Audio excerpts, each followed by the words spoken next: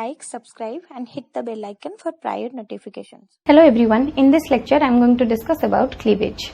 Till now I have discussed about the gametogenesis and fertilization. In gametogenesis we have discussed about spermatogenesis and oogenesis. Spermatogenesis is the male gametogenesis process at the end of which sperms or male gametes are produced, and at the end of oogenesis, which is the female gametogenesis process, ova are produced. These are the female gametes and both gametes are haploid. So during fertilization what happens? One sperm is fused with one ovum, finally producing a diploid zygote. So now we have at the end of fertilization a diploid zygote which contains 46 chromosomes in the humans. It is resting in the ampulla of the fallopian tube. Not resting, what will happen next? That we are going to study here. So zygote is diploid and it contains 46 chromosomes. It is present in the ampulla of the oviduct or fallopian tube. So we all are formed from a zygote only. That means you, me, all of us, we were once upon a time a zygote. So from zygote a multicellular fetus, fully developed fetus is formed. So is not it amazing that our whole body containing all systems is formed inside the mother's uterus only. So these developmental stages which enable the zygote to convert into a fully developed fetus is called developmental biology, and the initial stages of development is called cleavage. So that we are going to study here. Cleavage is the first step of developmental biology. So what is cleavage? Cleavage is a series of rapid mitotic division the zygote undergoes, by which it is converted to a multicellular blastula or blastocyst. So first what happens at the end of first cleavage or first mitosis? Remember, cleavage is a series of repeated and fast rapid mitotic division which enables the zygote to convert into a multicellular blastocyst or blastula.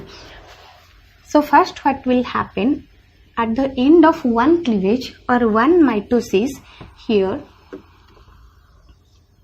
two daughter cells are formed, and these daughter cells, in case of cleavage, though it is a kind of mitotic division, these two cells are not called daughter cells. These two are called blastomeres. And here this is the zona pellucida intact.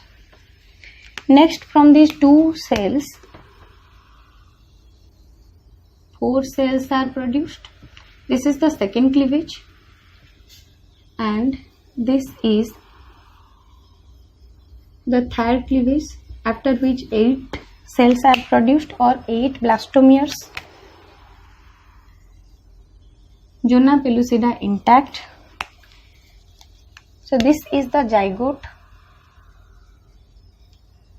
This is 2 cell stage. This is 4 cell stage.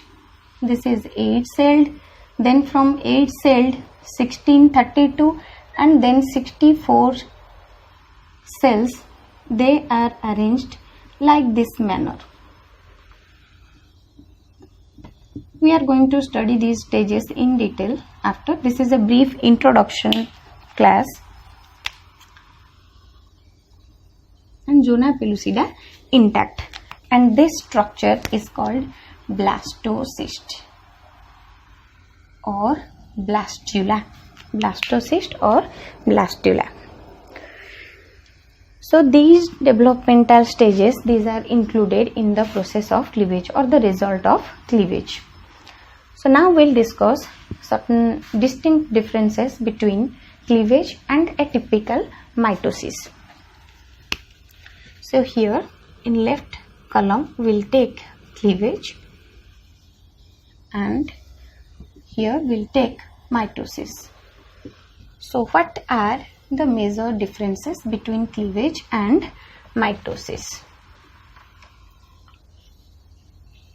while watching the video you can also make your notes simultaneously. So first distinct feature is the daughter cells are called blastomeres, and here the progeny or the cells thus formed, they are called daughter cells. Then blastomeres are smaller in size, and gradually when the cleavage proceeds and one after one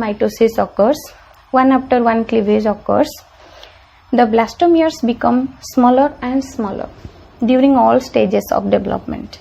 But here the daughter cells are of same size as that of the parent cell.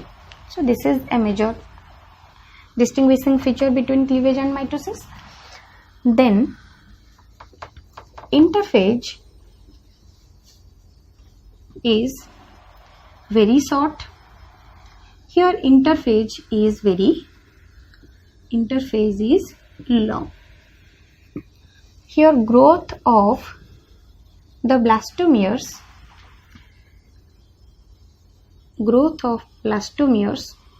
do not occur during cell cycle, but here growth of the cells before cell division during interphase occurs. As growth occurs, that's why the cells are of same size, but here growth of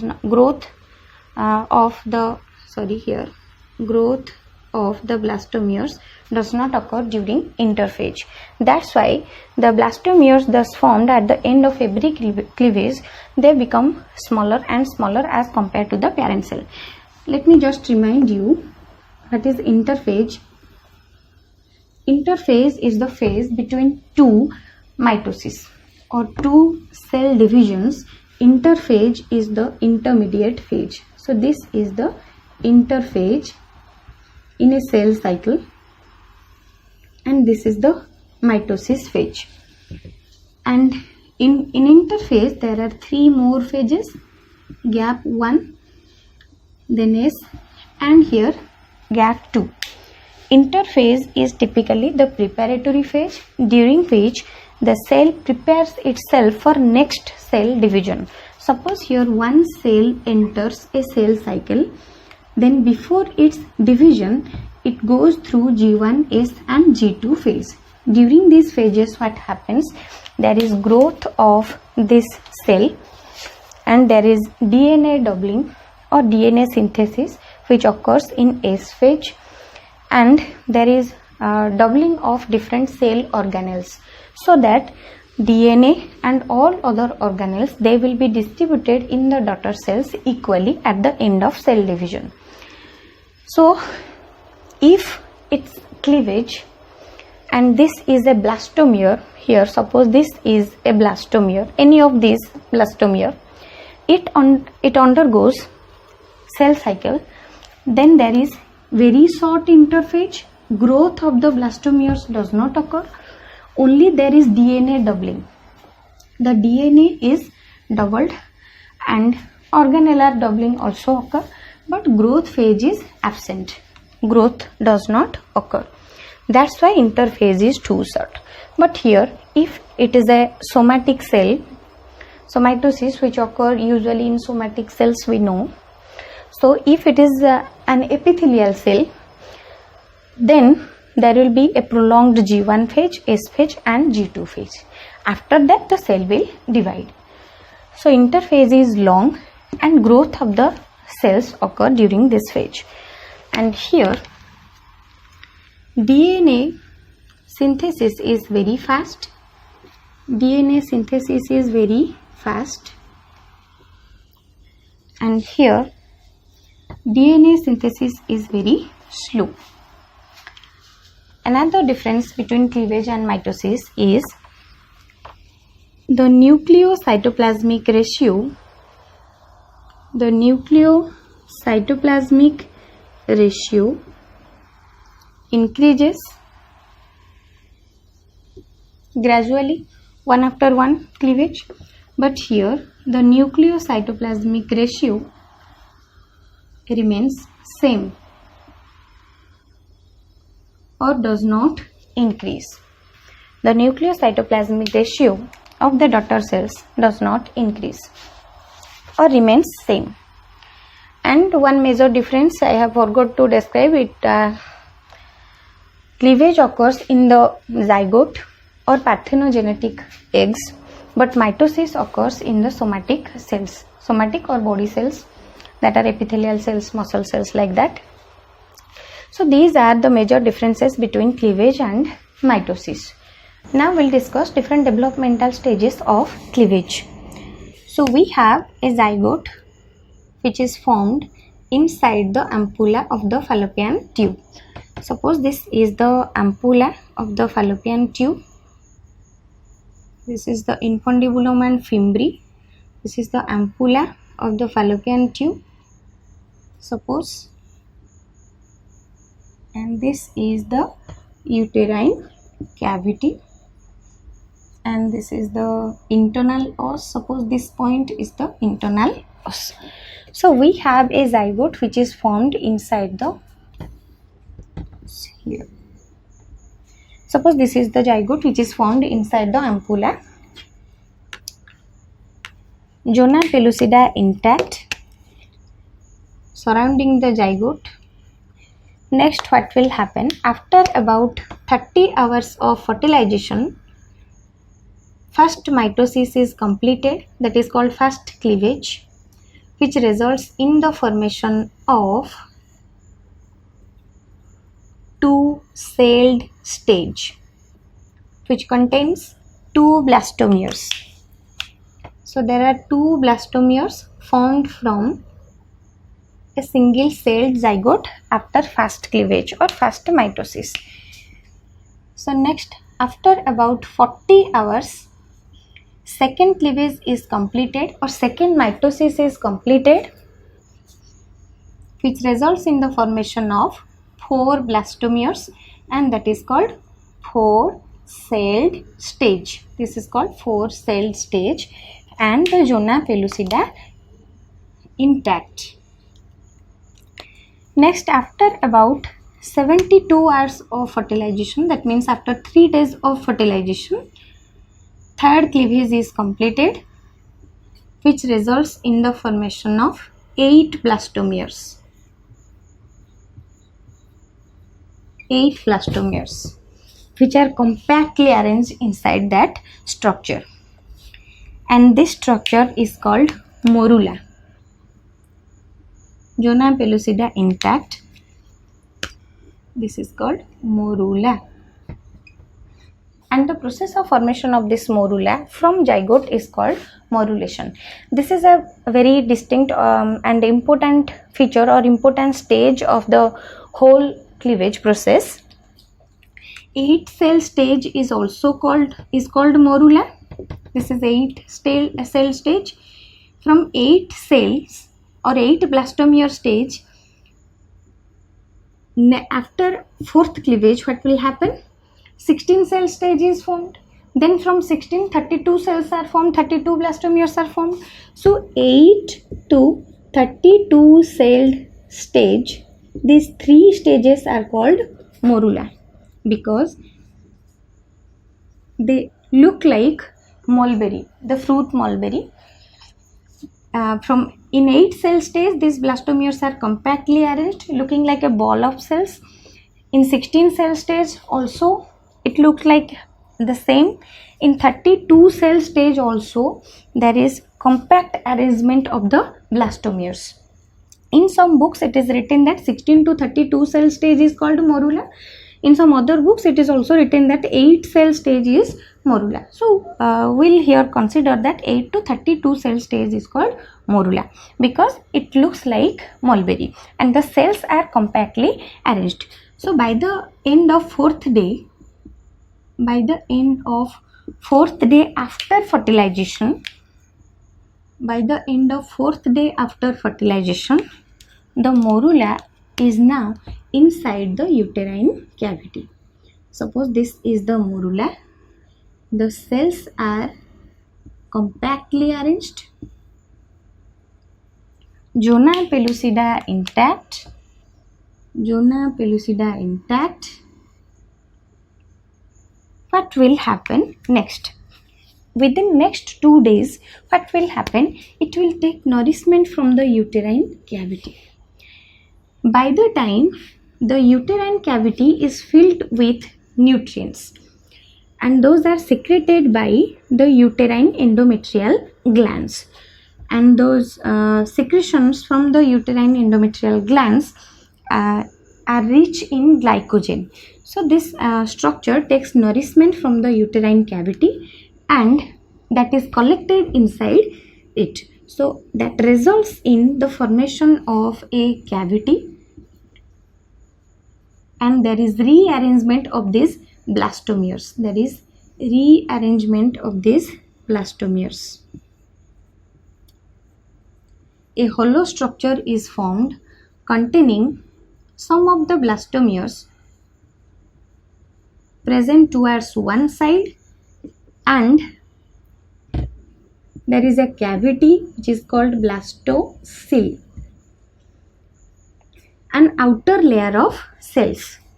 That outer layer of cells forms a membrane around the inner cell mass. So this compact mass of cell is called inner cell mass, or this is called embryoblast. Embryoblast or inner cell mass, and this cavity is called blastocyst, and this outer layer is called trophoblast. Trophoblast, or this is called trophectoderm. And this blastocele is filled with nutrients. Zona pellucida remains intact. Zona pellucida remains intact. So this layer which forms the boundary which surrounds the blastocele and the inner cell mass is called trophoblast or trophectoderm, and the cavity is called blastocele, and this is called embryoblast or inner cell mass. And this pole towards the embryoblast is formed, towards which the embryoblast is formed, this is called embryonic pole.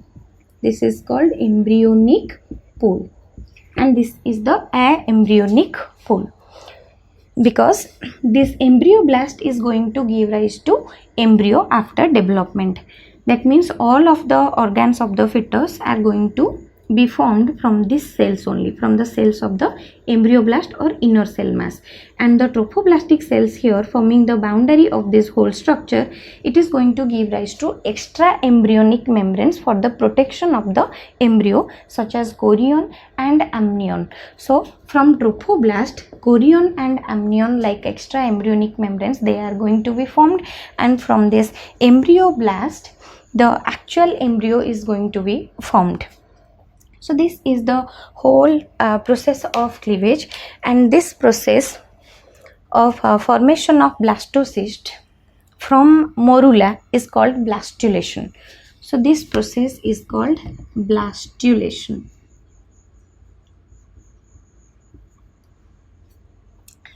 And zona pellucida remains there until the blastocyst finds a proper implantation site. What is proper implantation site? For pregnancy to occur, this the blastocyst needs to get implanted inside the uterine endometrium, so that complete development of the fetus can occur inside the uterine cavity only. But there should be proper implantation site. So these trophoblastic cells, they have a property for adherence to the endometrium, and also they are highly phagocytic. So what happens? Zona pellucida protect the blastocyst from improper implantation. If the zona pellucida ruptures inside the fallopian tube, the blastocyst try to implant inside the fallopian tube wall, which results in an abnormal condition of the pregnancy, that is called tubal pregnancy. inside the fallopian tube. If implantation occurs, then that is called tubal pregnancy, which is a type of ectopic pregnancy. If the zona pellucida ruptures here near the internal os, then placenta is formed here. That condition is called placenta previa. That is also an abnormal condition of the placenta. So to avoid this abnormal implantation, zona pellucida is there surrounding the trophoblastic cell layer and prevents the trophoblast cells to attach with the improper site or unsuitable site. So, and the proper implantation site is mid dorsal position of the fundus. Mid dorsum of the fundus is the proper implantation site. So when the blastocyst finds a proper implantation site, which usually occurs by the day of 7th after fertilization, the zona pellucida ruptures or disintegrates and the blastocyst gets attached on the uterine wall. So that is the process of implantation. Later we are going to study in another session.